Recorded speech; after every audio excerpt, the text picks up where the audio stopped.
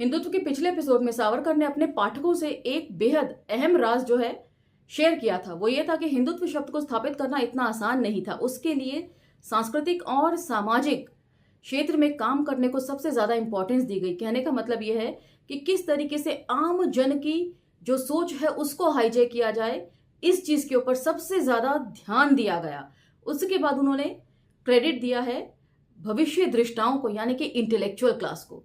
जाति का विनाश में हम लोगों ने बखूबी पढ़ा था जब डॉक्टर अंबेडकर कहते हैं कि किसी भी वर्ग के जो बुद्धिजीवी लोग होते हैं वो सबसे ज्यादा इंपॉर्टेंस रखते हैं, और किस तरीके से ब्राह्मण जो है, ब्राह्मण वर्ग अपने इंटेलेक्चुअल क्लास को पालता पोसता है और उसके आसपास एक अभेद्य किला बनाकर रखता है जिसको भेद कर हम अंदर नहीं जा सकते। ये सारी बातें हमने जाति का विनाश में पढ़ी थी। तो ये जो भविष्य दृष्टा यानी कि इंटेलेक्चुअल क्लास होती है, ये सबसे ज्यादा इंपॉर्टेंट होती है। उसके बाद उन्होंने उन हिंदू कवियों को क्रेडिट दिया और साथ ही साथ योद्धाओं को जिन्होंने समय के अनुरूप मौके को पहचाना और मौका परस्त होते हुए सत्ता पर काबिज हो गए। और साथ साथ संत महात्माओं को भी क्रेडिट देना वे नहीं भूले हैं, जिन्होंने अपने वचनों के माध्यम से गा गाकर अध्यात्म का और हिंदुत्व का प्रचार प्रसार बड़े पैमाने पर किया। और अंत में उन्होंने अपने घर की महिलाओं, माताओं, बहनों को भी क्रेडिट दिया है कि जब वीर योद्धा घर पहुंचते थे तो किस तरह माताएं और बहनें जो हैं उनकी सेवा करके उनको दोबारा दुरुस्त कर दिया करती थी लड़ाई के लिए, अगली लड़ाई के लिए। तो यहां पर हमने पिछला एपिसोड छोड़ा था और आज हम इसके एक महत्वपूर्ण पड़ाव की तरफ चलेंगे और बात करेंगे पृथ्वीराज रासो के बारे में। तो चलिए मेरे साथ। जय भीम, मैं शालिनी और आप देख रहे हैं अंबेडकर नामा। महत्वपूर्ण स्फूर्तिदायक उद्धरण, यह है आज का टॉपिक। हमारे इन कथनों की पुष्टि करने वाले तथा उनकी मान्यता प्रस्थापित करने वाले उद्धरण जो हम लोगों के पूर्वजों के ग्रंथों में विद्यमान हैं, उन्हें संक्षेप में देना अथवा उन वचनों का उल्लेख करना संभव नहीं है। चलो मान लेते हैं। यदि ऐसा करने का प्रयास किए जाते हैं तो पूरा ग्रंथ बन जाएगा। हमारे विवेचन की दृष्टि से ये बहुत आकर्षक प्रतीत होता है, परंतु इस बात पर ध्यान देना संभव प्रतीत नहीं होता। तथापि अति योग्य हिंदू व्यक्तियों के मुख से अथवा उनकी रचनाओं में जो आवेश युक्त तथा स्फूर्ति प्रदन वचन प्रकट हुए हैं, उसमें से कुछ प्रतिनिधिक रूप से उद्धृत करने में ही संतोष का अनुभव करना आवश्यक हो जाता है।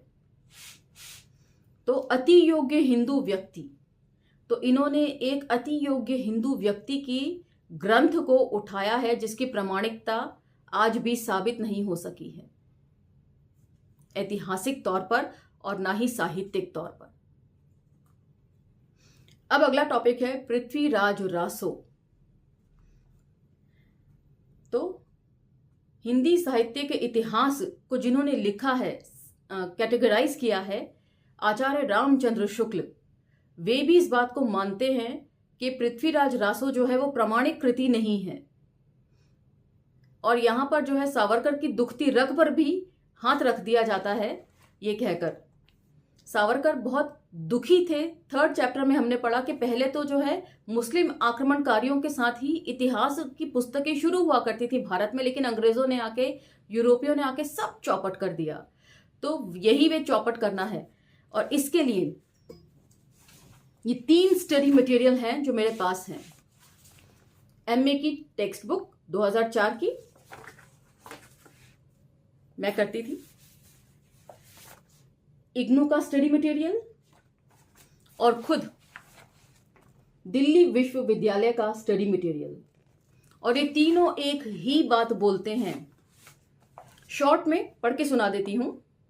पृथ्वीराज रासो हिंदी साहित्य का प्रथम विकासशील महाकाव्य है। पहले यह प्रामाणिक और ऐतिहासिक काव्य समझा जाता था, किंतु सन 1883 ईस्वी के पश्चात डॉक्टर वूलर को कश्मीर पंडित जयानक रचित पृथ्वीराज विनय नामक ग्रंथ मिला, तो उसके आधार पर उन्होंने पृथ्वीराज रासो को अनैतिहासिक ही घोषित नहीं किया, बल्कि इसका प्रकाशन बीच में ही रुकवा दिया। तो ये किया था डॉक्टर वूलर ने। उन्होंने इतिहास में रुचि दिखाई, भारतीय इतिहास में, और नई नई चीजों की खोजबीन करी। तो तब उन्हें पता चला कि पृथ्वीराज रासो तो असल में कोई कृति ही नहीं है, ये सिर्फ लोगों के मुंह से मतलब generation to generation pass on होने वाली चीज है। और यहां तक कि सबसे इंपॉर्टेंट बात, इसका प्रकाशन इन्होंने रुकवा दिया।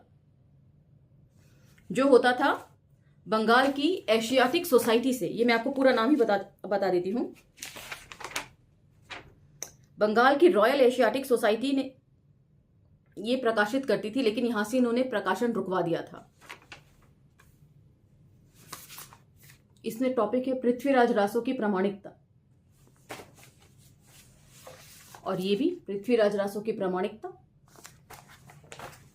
यही पढ़ के मैं आपको सुना रही थी। और इसमें तकरीबन 20 से ज्यादा पॉइंट हैं जिनको डिस्कस किया गया है कि इनमें से कोई भी चीज तो नहीं मिलती, ना तो पृथ्वीराज का जन्म की तिथि, ना उसकी मृत्यु की तिथि। जन्म की तिथि और तो छोड़ दीजिए, लेकिन मृत्यु माना जाता है पृथ्वीराज जो है, पृथ्वीराज चौहान, वो 3 वर्ष की आयु में चल बसे थे। और कैसे वो 11 शादियां कर सकते थे, जबकि इस पृथ्वीराज रासो जो कृति है इसमें इनकी 11 शादियां बताई गई हैं। और सुयोगिता से स्वयंवर भी झूठी कथा है। और साथ ही आगे सुनिए, इतिहासकारों विशेषतः पाश्चात्य प्राच्यविदों को आशा थी कि इसमें 12वीं से 13वीं शताब्दी के उत्तर भारत के विषय में प्रामाणिक जानकारी मिलेगी, लेकिन 1876 ईस्वी में डॉक्टर वूलर नामक विद्वान को कश्मीर में पृथ्वीराज विजय नामक काव्य की खंडित प्रति मिली। यह काव्य भी पृथ्वीराज के जीवन पर आधारित था। डॉक्टर वूलर ने तुलना करके देखा कि पृथ्वीराज विजय में उल्लिखित घटनाएं एवं तिथियां इतिहास सम्मत हैं, जबकि रासो की इतिहास विरुद्ध हैं। उसके बाद ये दिल्ली यूनिवर्सिटी के स्टडी मटेरियल में सुनिए,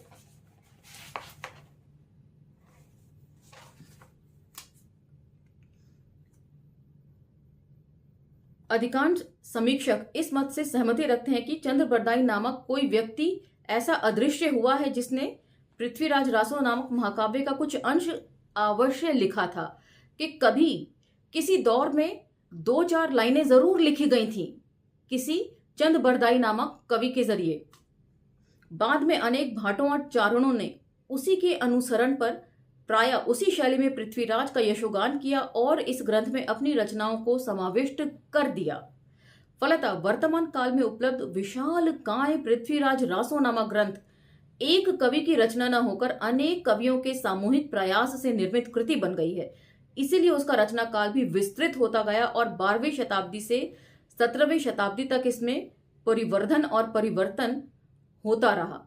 तो 12th सेंचुरी से लेकर 17th सेंचुरी तक का काल इसमें मेंशन है। तो बताइए, कोई इंसान इतने सैकड़ों साल ना तो जी सकता है, ना इतना यशोगान उसका चल सकता है कविताओं के जरिए।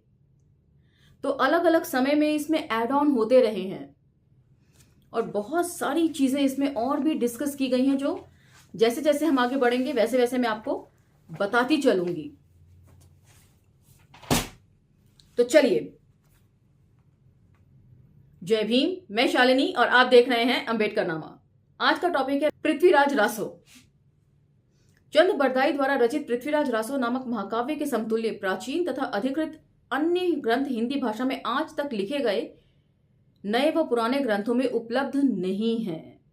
तो दरअसल ये जो रासो साहित्य था, ये पूरा का पूरा चाटुकारिता वाला साहित्य था। इसमें जो अपने आश्रयदाता राजा हुआ करते थे, उनकी बढ़ा चढ़ाकर जो है वो तारीफ लिखी जाती थी अतिशयोक्ति अलंकारों के साथ।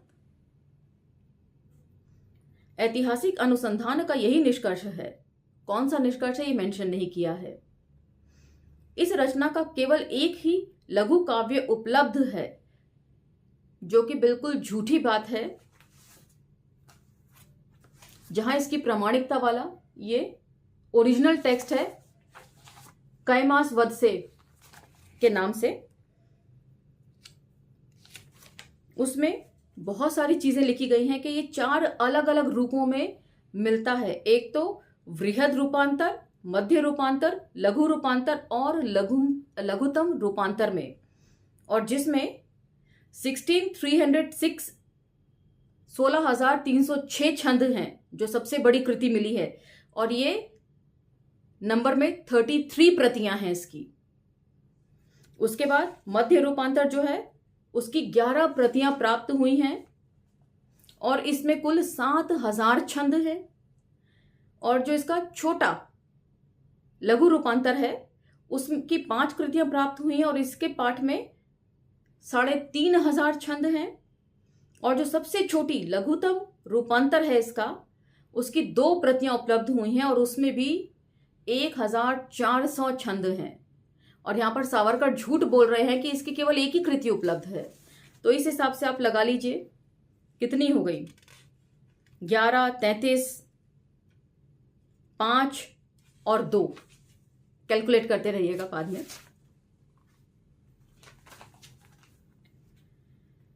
परंतु परम सौभाग्य और विलक्षण बात यह है कि प्राकृत भाषा में रचित इस आद्य काव्य में हिंदुस्तान का उल्लेख ज्वलंत देशाभिमान से किया गया है। चंद बरदाई के पिता वेन कवि पृथ्वीराज के पिता को अर्थात अजमेर के राजा को संबोधित करते हुए कहते हैं। तो यानी कि जो कवि चंद बरदाई है उनके पिता और पृथ्वीराज के पिता आपस में इंटरैक्शन कर रहे हैं। वो क्या है, अटल ठाठ महिपाठ, अटल तारागढ़ थान, अटल नग्न अजमेर, अटल हिंदव स्थान, अटल तेज प्रताप, अटल लंकागढ़ दंडीय, अटल आप चहुआन, अटल भूमि जस मंडीय, समरी भूमि सोमेश नृप, अटल छत्रपति छत्र ओपे सुसर, कवि राय वेन आशीष दे, अटल जंगा रफेस कर। हिंदी वांग्मय के आद्य कवि की मान्यता प्राप्त कवि के रूप में चंद बरदाई का उल्लेख किया जाना अपरिहार्य हो जाता है। इस स्तुति पाठक ने, हिंदू ने स्पेसिफिकली मेंशन किया है, हिंदू ने, तो यहां हिंदू का मतलब आप ब्राह्मण से ही लीजिए। इस स्तुति पाठक ने, हिंदू ने, हिंदवान अथवा हिंद शब्दों का प्रयोग इतनी सहजता से तथा सतत किया है कि 11 शतक के पूर्व भी ये संबोधन मान्यता प्राप्त कर रोज के व्यवहार में भी रूढ़ हो चुके थे, ऐसा प्रतीत होता है। तो ऐसा प्रतीत होता है कि अनुमान लगा रहे हैं कि ऐसा लग रहा है कि जैसे इतने साल पहले भी हिंद शब्द जो है वो सब लोग जानते होंगे। बहुत संभव है कि ये सिर्फ इस कृति में ही लिखा गया हो अपने लोगों को समझाने के लिए, क्योंकि उस वक्त केवल ब्राह्मण वर्ग ही संस्कृत जानता था, वही पढ़ता था और उनकी जनरेशन ही पढ़ी लिखी हुआ करती थी। जनरेशन टू जनरेशन ये लोग पास करते थे। तो हो सकता है ये सिर्फ इसी काव्य में लिखा हुआ, हालांकि मिला नहीं है, लेकिन जो इसकी आगे कॉपीज मिली हैं उसके माध्यम से ये बात चल रही है। कंफ्यूजिंग हो रहा है तो मैं बता दूं कि इसकी ओरिजिनल कॉपी किसी के पास नहीं है, अभी तक कहीं ये उपलब्ध नहीं हुई है, लेकिन डिफरेंट टाइम पीरियड पर इसकी अलग अलग कॉपीज जो हैं एड ऑन के साथ आती रही हैं। तब तक पंजाब में मुसलमानों के पैर जम नहीं पाए थे, इसलिए मुसलमानों द्वारा दिया हुआ ये निंदाजनक नाम स्वीकारते हुए राजपूतों के लिए ये आवश्यक नहीं था कि इस नाम का प्रयोग हमारे राष्ट्र का नाम मानकर उसी नाम से हम लोगों के राष्ट्र को संबोधित करते समय अभिमान पूर्वक उसका प्रचार करते। तो काफी अजीब सी बात वे कह रहे हैं कि मुसलमान आक्रमणकारी जो थे वो हमें नीचा दिखाने के लिए हिंदू शब्द का इस्तेमाल किया करते थे और राजपूतों को इतनी समझ नहीं थी कि इस शब्द को अभिमान के साथ एक्सेप्ट करते। तो ऐसा शब्द जो आपकी तुच्छता दिखाता हो उसे आप क्यों एक्सेप्ट करना चाहते हैं? ये एक शोध का विषय है। हिंदुओं द्वारा शहाबुद्दीन को बांधकर लाने के पश्चात उसे इस शर्त पर मुक्त कर दिया गया था कि पुनः हम लोगों की ओर आंखें उठाकर देखेगा भी नहीं। इस संबंध में कवि कहता है, राखी पंचदिन साही अदब आदर बहुकिन्नो, सुज हुसैन गाजी सुपूत हत्ये ग्रही दिन्नो, क्यों सलाम तिन बार जाहू अपन्ने सुथा नह, मति हिंदू पर साही सज्जी आओ स्वस्था नह। तो यहां पर यदि आपने वो फिल्म देखी होगी तो आप समझ जाएंगे कि सारा खेला जो है वो ब्राह्मण का रचाया हुआ ही था। जब सब लोग डिमांड कर रहे थे कि शहाबुद्दीन को सजाए मौत दी जाए, तब सिर्फ चंद बरदाई ने इस बात को कहा था कि अभी इसकी मृत्यु का समय नहीं आया है, इसलिए इसे छोड़ दिया जाए। इतने खूंखार दुश्मन को छोड़ने की बात उन्होंने कही। तो आप क्या नियत है समझ सकते हैं। परंतु हिंदुओं के परम सौजन्य से ठीक रास्ते पर शहाबुद्दीन लौटने वाला नहीं था। वह सतत आक्रमण करता रहा तथा संग्राम होता रहा। इससे देवलोक के कलह प्रिय नारद को अत्यधिक हर्ष हुआ होगा। तो यहाँ पर कथा क्या चल रही है और सावरकर क्या बात लिख रहे हैं, नारद का जिक्र यहाँ पर क्यों आया है? क्या चंद बरदाई को, एक ब्राह्मण भट्ट कवि को, वे नारद की संज्ञा दे रहे हैं? बिना मतलब तो यहाँ पे नारद का जिक्र नहीं आया होगा। तो देवलोक के कलह प्रिय नारद को, तो यानी कि ब्राह्मण जो है वो कलह प्रिय होते हैं, इसकी एक इंटरप्रिटेशन ये भी हो सकती है। Correct me if I am wrong, comment section में जरूर बताइएगा मैं सही समझ रही हूं या गलत। जय हिंदू दल जोर हुआ, छुट्टी मीर धर भ्रम, असमय अरबस्तान चला करन उद्वास क्रम, और पुनः जुरे हिंदू मीर बहे खग तारम, मुखे मारम मार कहे सूर सारम, तथा अंत में हिंदू मलेच अधाइन घाइन नंची नारद युद्ध चायन।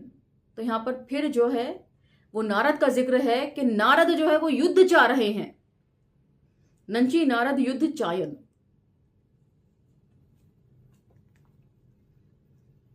तो इससे क्या अंदाजा निकलता है? जो मैं कह रही हूं वो सही ही लग रहा है इंटरप्रिटेशन। हिंदुओं को कुचलकर नामोशेष करने के शहाबुद्दीन के प्रयास भी सफल नहीं हुए। एक दिन प्रद्युम्न राम द्वारा शहाबुद्दीन का वध करने का वार्ता दिल्ली में पहुंचे और संपूर्ण दिल्ली नगर न भूतो न भविष्य ते हर्ष से नाचने लगी। हम लोगों के राज राजेश्वर पृथ्वीराज का अभिनंदन उस संपूर्ण नगर द्वारा किया गया। तो इसमें शहाबुद्दीन के मृत्यु का जिक्र है कि उसकी मृत्यु का समाचार जो है वो दिल्ली पहुंचा और पृथ्वीराज को जो है सब सम्मान देने लगे, अभिषेक करने लगे, उनका अभिनंदन करने लगे। जबकि फिल्म में दिखाया गया है कि शहाबुद्दीन जो है और कवि चंद्र बरदाई और पृथ्वीराज एक ही समय आगे पीछे 2-4 मिनट मारे गए। किस तरह मारे गए? शब्द भेदी बाण द्वारा पृथ्वीराज चौहान के। आज तक अनेक बार शपथ लेकर उन्हें तोड़ने वाला शहाबुद्दीन पुनः शपथ लेकर मुक्त हो गया था और उसने पुनः हिंदुस्तान पर भयंकर आक्रमण किया था। एक बार झपटकर वे दिल्ली तक भी पहुंच गया। हिंदपति पृथ्वीराज ने तत्काल अपने युद्ध मंडल की सभा आमंत्रित की। शहाबुद्दीन ने उद्यता पूर्वक युद्ध के लिए ललकारा। रावल और सामंत का क्रोध भड़क उठा। मुसलमान दूत को विवाद करते समय उसे स्मरण दिलाते हुए कहा कि शाह ने कई बार हम लोगों के पैरों की धूल चाटी है।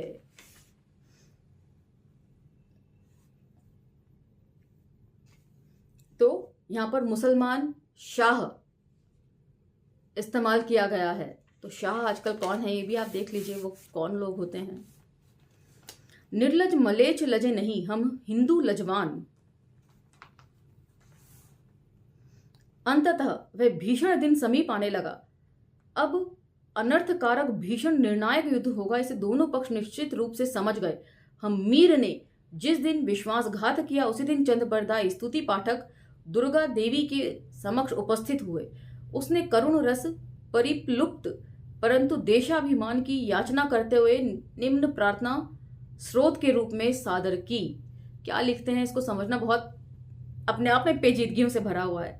द्रगे हिंदू राजान बंदियान आया, जेप जाप जालंधर तू सहाया, नमस्ते नमस्ते ई जालंधर रानी, सुरा आसुर नाग पूजा प्रमानी। इस संग्राम का जो भयंकर निर्णय हुआ उसका तथा उसके पश्चात चंद्रबरदाई की जिस चतुर युक्ति से पृथ्वीराज ने शहाबुद्दीन का वध किया उसका समग्र वर्णन करते हुए युद्ध में मरने वाले उस हिंदू सम्राट को अपनी अत्यंत हृदयस्पर्शी श्रद्धांजलि अर्पित करते हुए कवि ने अपना काव्य पूर्ण किया है। धनी हिंदू पृथ्वीराज जन रजवट उजारिये, धनी हिंदू पृथ्वीराज बोल कलिमज्ज उगारिये, धनी हिंदू पृथ्वीराज जैन सुविहान ह संध्यो, बार बार ग्रही मुक्की अंत काल सरबंध्यो। तो यहां पर पृथ्वीराज रासो तो समाप्त होता है, लेकिन इसमें बहुत सारी चीजें हैं जो डिस्कस की जा सकती हैं। जैसा कि विद्वानों का मानना है कि इसमें जो भाषा इस्तेमाल की गई है वो प्राकृत समय में जो भाषा बोली जाती थी वो शब्दों का इस्तेमाल नहीं है। जो रीतिकाल में भाषा बोली जाती थी, मुगल शासकों के समय जो भाषा बोली जाती थी 17वीं शताब्दी में, उस भाषा का अरबी फारसी शब्दों का प्रयोग इसमें बहुतायत मात्रा में है।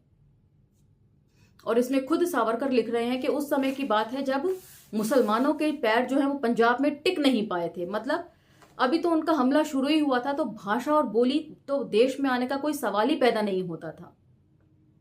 तो चंद बरदाई की पृथ्वीराज रासों में उन सब शब्दों का भी इस्तेमाल है जो 17वीं शताब्दी में बतौर आम जन की भाषा के साथ साथ स्थापित हो चुके थे आम जन के बीच में, जिससे पता चलता है कि ये कृति जो है वो समय समय पर अलग अलग कवियों ने इसको लिखा है और इसमें एड ऑन्स होते रहे हैं। एक समय पर एक कवि ने इस कथा को, इस काव्य ग्रंथ को नहीं लिखा है, और सबसे बड़ी बात तो यह है जिसके नाम से इसको चलाया जा रहा है उसकी प्रामाणिकता इतिहास में कहीं नहीं मिलती है। इसी के साथ आज का ये एपिसोड समाप्त होता है। उम्मीद है कंफ्यूजन के बावजूद आप लोग समझ पा रहे होंगे, लेकिन फिर भी कहीं कोई कंफ्यूजन है तो मुझे जरूर लिखिएगा कमेंट सेक्शन में। इसी के साथ आज का एपिसोड मैं समाप्त करती हूँ, लेकिन अम्बेडकरनामा को लाइक शेयर सब्सक्राइब करना ना भूलें आप, और न ही इन इंफॉर्मेटिव वीडियोस को दूसरे प्लेटफॉर्म्स पर स्प्रेड करना भी ना भूलें, क्योंकि सच्चाई जानना उतना जितना जरूरी है उतना ही सच्चाई से दूसरों को रूबरू कराना भी। मिलते हैं अगले एपिसोड में। अब मुझे आज्ञा दीजिए। धन्यवाद।